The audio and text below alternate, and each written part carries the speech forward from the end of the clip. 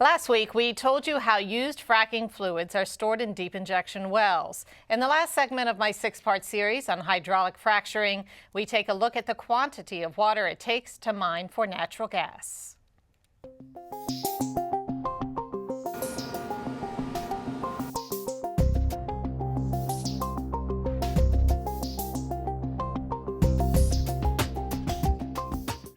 We have water coming from Pulaski, Pennsylvania right now.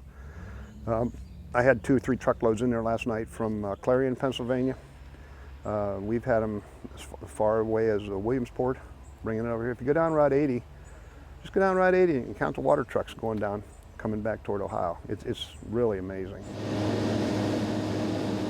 Bob Barnett owns American Energy Associates, a company that transports and disposes of production water from the fracking process. The fluids come from flowback from the drilling process, old wells, and drill cuttings.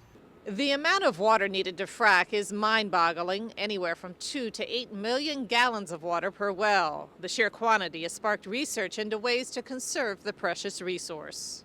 It's already used out west as water purification, so you can basically operate a distillery to distill the water and get the solids out of it. You can do reverse osmosis, you can do crystallizer, all sorts of ways to extract the minerals that are in the water out and leave you with a much cleaner water. In many cases can be put right into rivers, but in the areas where it's being used, where this technique is being used, it's used for additional hydraulic fracturing.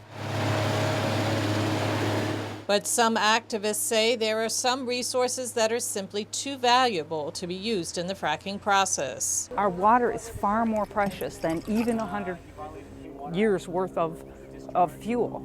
Our water is something that we need for life. There are other alternative areas to get fuel. So why are we putting our water at risk? There really isn't a safe way to do fracking. And even if there was, where does fracking lead us? Where does it guide us to in terms of our energy future? It's something that's a flash in the pan that'll be gone after we exhaust the supplies. And in its wake, we'll leave these capped wells, bad roads, busted communities, ruined water supplies, all because some profiteers were able to snow somebody into thinking they could do this safely. Where will they be to hold them accountable 10, 20, 30, 40 years down the road?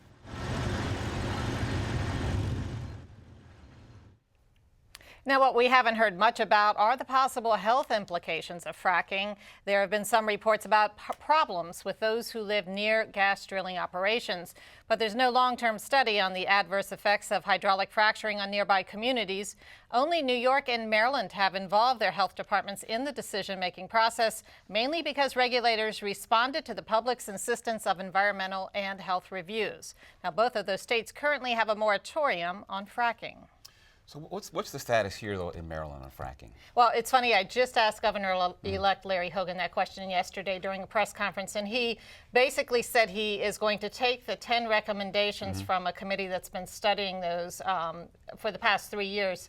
He's going to take those recommendations, and he says he's going to make a decision on it when he comes into office, but he doesn't want to give us a clue yet as to what that is. But those decisions are basically some of the toughest environmental regulations in the country. New York now, just a ban across the board? Yesterday as well, big news in fracking. New York has banned it, and that is the first state in the country to do that. So big changes here in store with fracking. All right, nice job.